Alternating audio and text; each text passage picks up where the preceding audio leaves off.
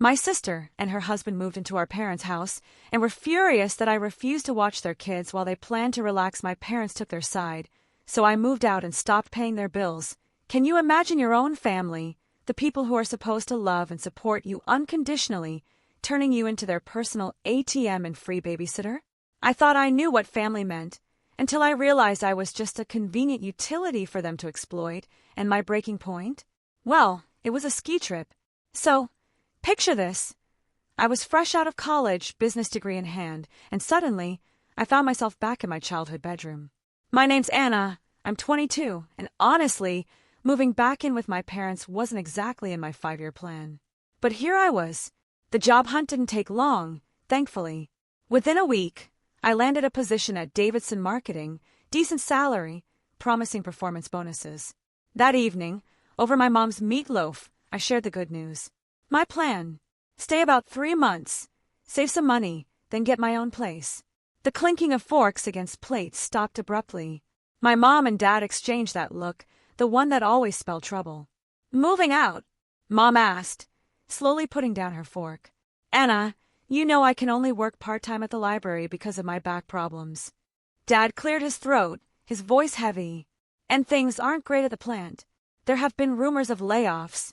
Mom added softly, almost pleadingly, "We could really use your help with the bills, honey. And you wouldn't have to pay rent here. It just makes more sense, doesn't it?" I just stared at my half-eaten meatloaf, a knot forming in my stomach. Trapped. They had a point, sort of, and they were my parents after all. "I guess I could stay longer," I mumbled, feeling the weight of their unspoken expectations settle on me. Life fell into a routine after that. I went to work, came home, paid the bills. Mom made sure dinner was always on the table. It seemed okay, manageable even, until last weekend.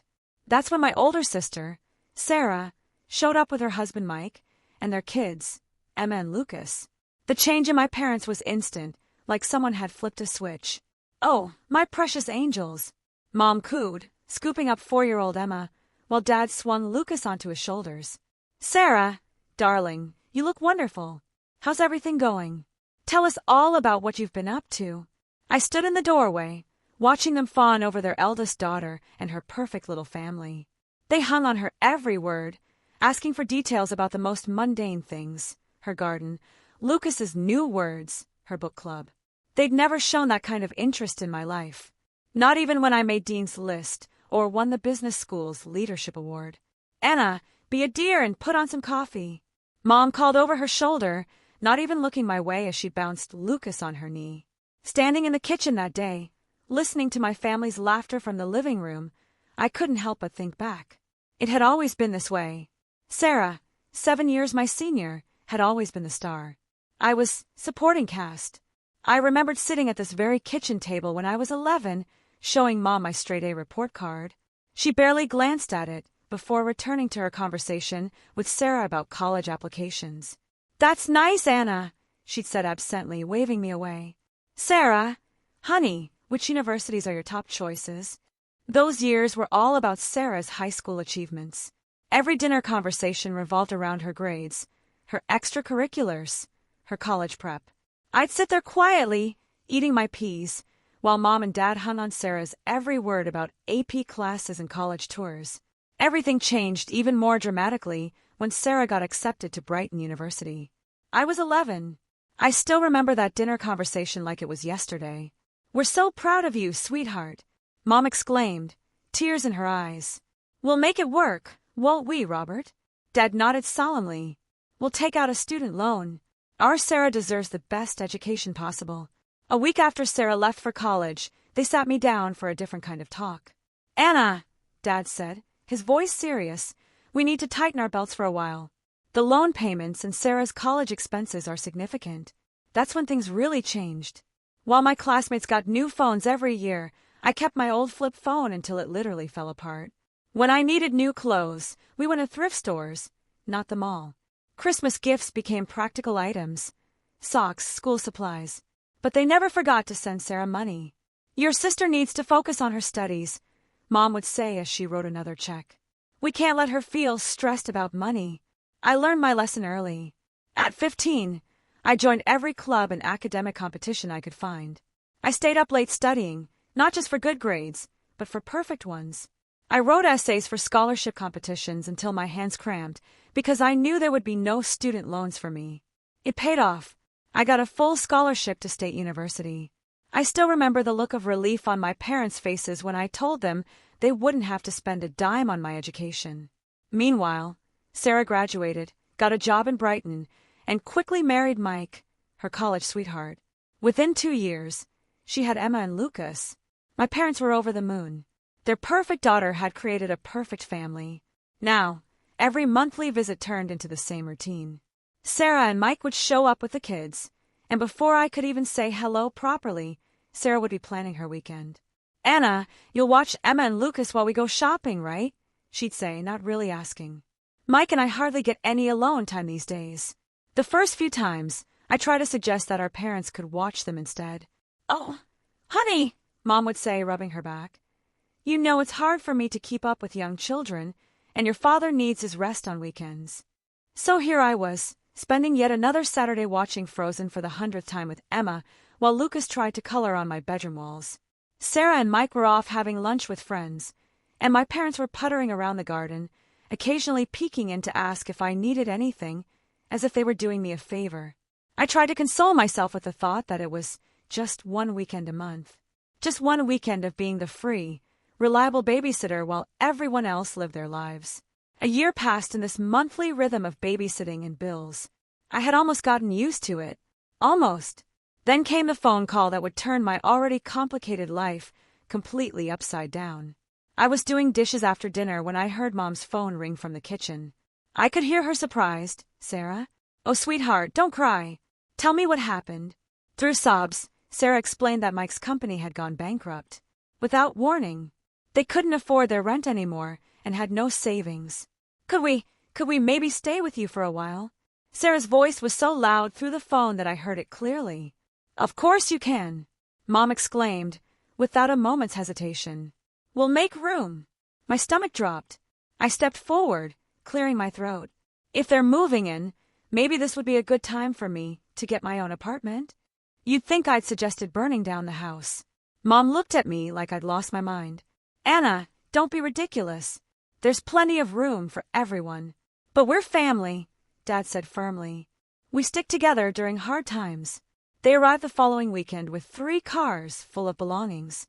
I spent Saturday morning moving my things into what had been our storage room, the smallest bedroom in the house, barely big enough for a twin bed and a dresser.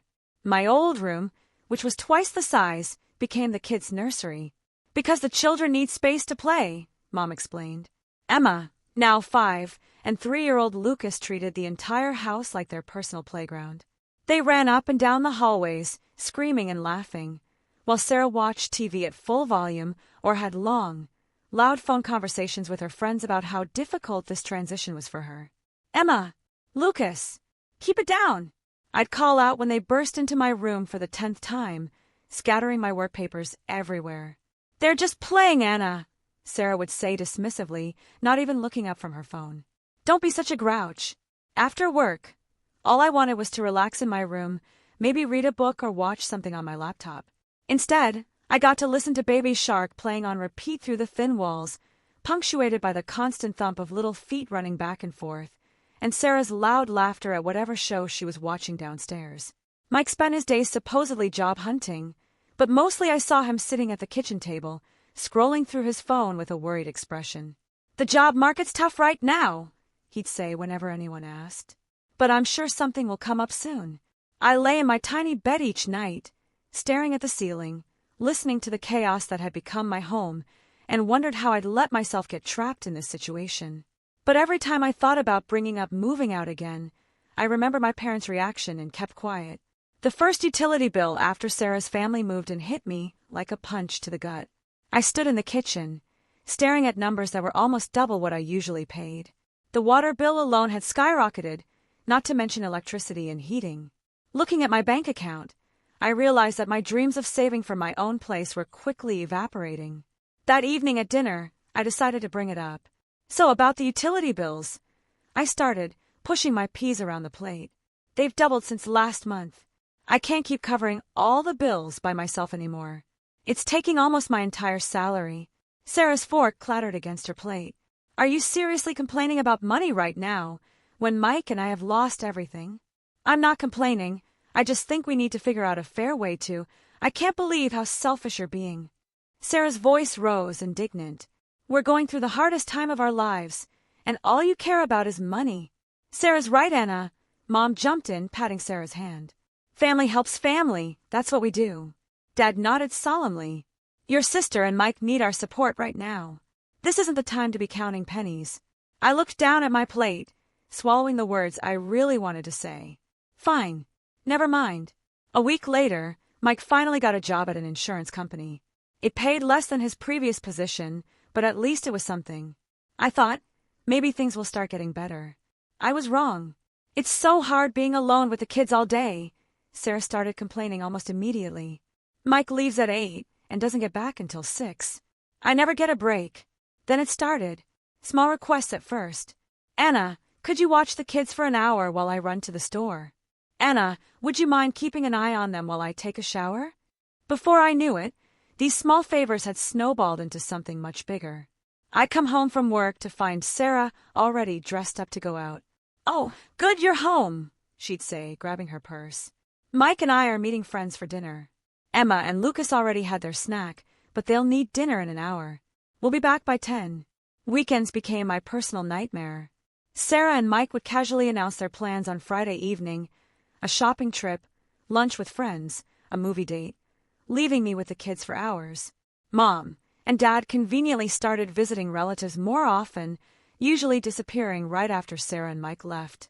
So there I'd be, weekend after weekend, trying to keep Emma from drawing on the walls while Lucas had another tantrum because I cut a sandwich the wrong way. I'd spend my Saturdays cleaning up toys, making mac and cheese, and watching endless repeats of children's movies. By Sunday night, I'd be exhausted, my house a mess, and I'd still need to cook dinner for everyone. One evening, after a particularly exhausting weekend of childcare, I finally worked up the courage to say something at dinner. I need to talk to you all, I said, setting down my fork. I'm really tired. This situation with the childcare isn't working for me. Sarah's head snapped up, her eyes narrowing. What do you mean, isn't working? Are you saying you don't want to spend time with your own nephews? Mom reached over and patted Sarah's hand.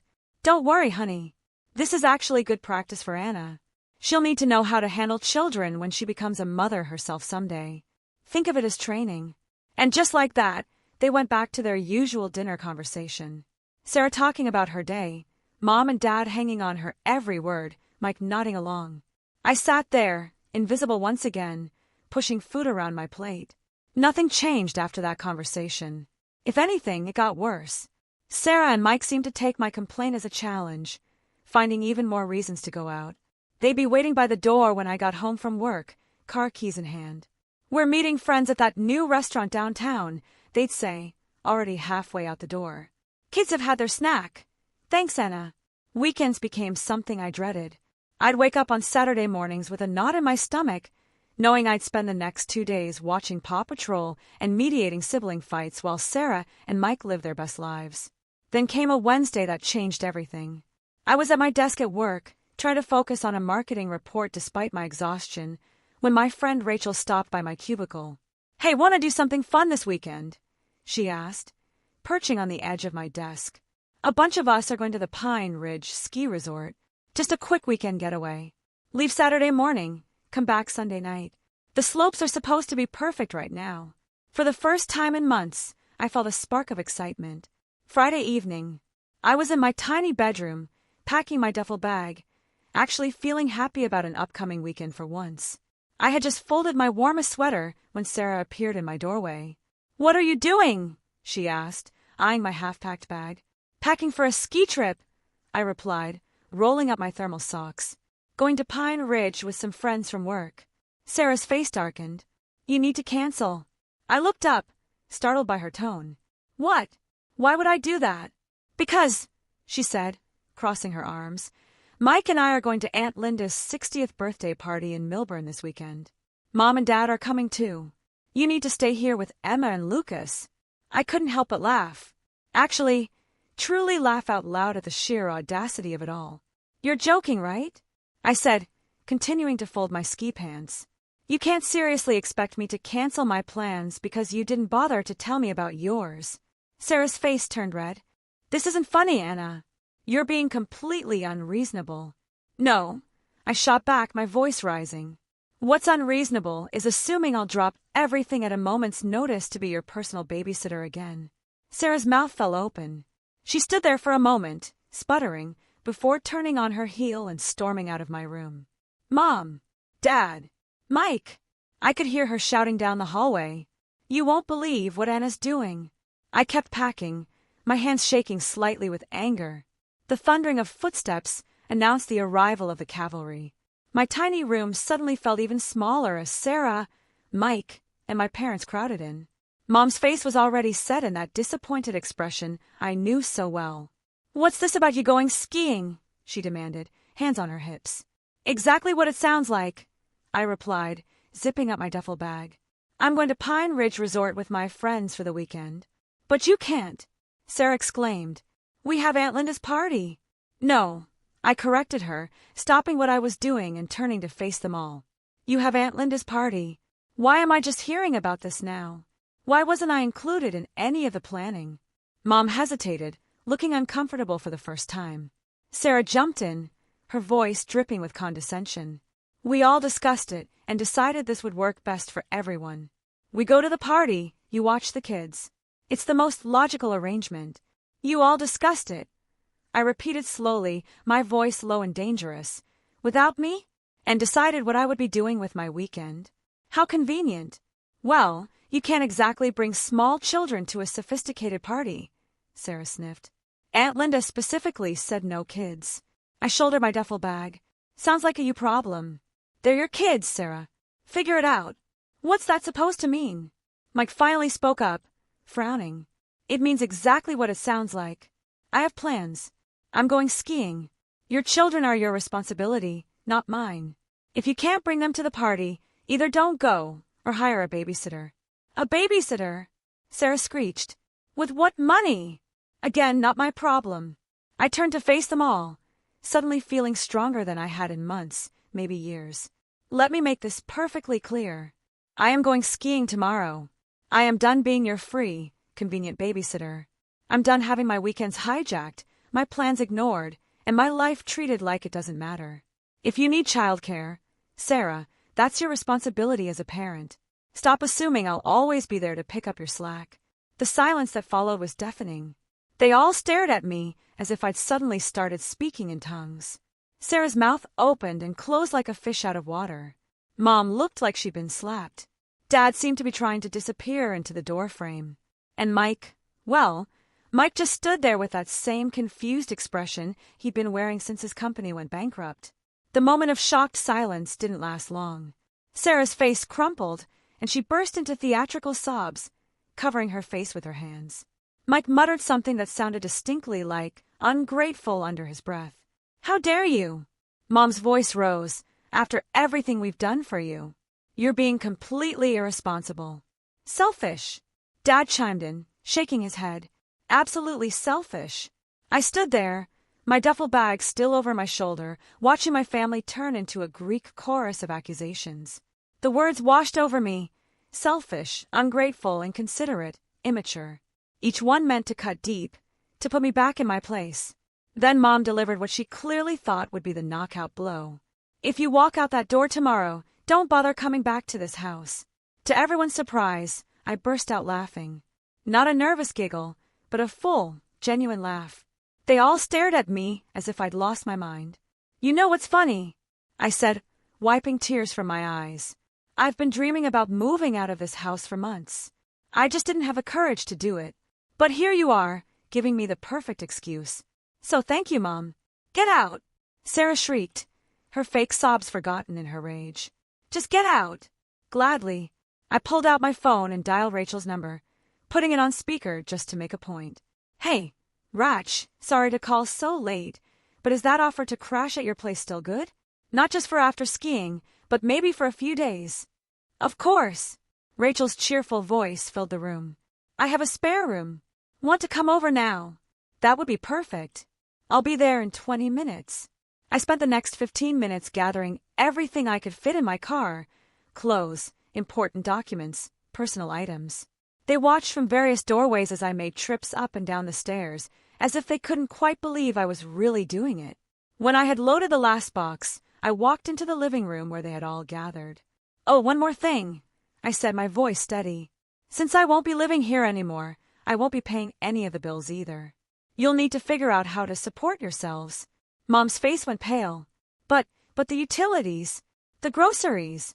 "Not my problem anymore," I said, echoing my words from earlier. I turned and walked out the front door, ignoring Mom's suddenly panicked calls behind me. The drive to Rachel's place was a blur of adrenaline and relief. My phone kept lighting up with calls and messages: angry texts from Sarah, guilt-tripping novels from Mom, stern disappointments from Dad. I ignored them all. The next morning, Rachel and I drove to Pine Ridge Resort as planned. For the first time in what felt like forever, I spent a weekend doing exactly what I wanted to do. We skied, we laughed, we had hot chocolate by the fire, and not once did I have to worry about anyone else's children or problems. When we got back Sunday night, I opened my laptop and started searching for apartments. With my salary no longer going to support my family, I could actually afford a decent place. By Wednesday, I had found a small but bright one-bedroom apartment in a nice area of town, just a 15-minute drive from my office. My first week in my new apartment was like learning to breathe again. Every morning, I woke up to bless silence. No screaming children, no blaring TV, no guilt-inducing sighs from my mother. I could make coffee and drink it while it was still hot. I could spend my evenings reading or watching whatever I wanted on Netflix. The messages kept coming, though. I didn't answer the calls, but I couldn't help reading the texts. They followed a predictable pattern. "Mom, how could you abandon your family like this? We need you. Sarah, you're so selfish. The kids keep asking where Aunt Anna is. Dad, your mother is very upset. You need to make this right." The messages cycled between guilt trips and anger, accusations and pleas. I read them all, but responded to none. My silence seemed to drive them even crazier. They weren't used to not having power over me. After a week of this, I was sitting on my new couch when Mom's number flashed on my phone again. This time, I decided to answer. "Anna, finally." Mom's voice was sharp. "I can't believe you ruined our entire weekend. Aunt Linda's party was completely disrupted because of your selfish behavior. Sarah and Mike couldn't come because you refused to watch the children and stop." My voice was quiet, but firm. "Just stop. I'm done with this, Mom. I'm done being treated like a servant in my own home. I'm done being expected to sacrifice everything, my time, my money, my life, for everyone else's convenience. I'm done being the family ATM and free babysitter while being treated like I don't matter." There was a long pause on the other end. When Mom spoke again, her voice had changed to that wheedling tone I knew so well. "Honey, I know things haven't been perfect, but we're family. We need you. The bills this month, we're struggling without your help. No, Mom, I'm done. Maybe someday we can have a relationship again, but it will be on equal terms. No more manipulation, no more guilt trips, no more treating me like a walking wallet or free childcare service. Until then, I need space to live my own life." I hung up and immediately blocked her number. Then I went through my phone and blocked them all. Mom, Dad, Sarah, even Mike. I blocked them on social media too. It felt both terrifying and liberating, like cutting anchor lines I hadn't even realized were holding me down. Maybe someday I'll be ready to have my family back in my life. Maybe, with enough time and distance, we can build something new, something healthier, with boundaries and respect. Or maybe we won't. Either way, I'm done sacrificing my own happiness and well-being to meet their endless demands. So, tell me, what would you have done if you were in my shoes? Have you ever had to draw a hard line with your own family? Let me know in the comments below. I really want to hear your thoughts.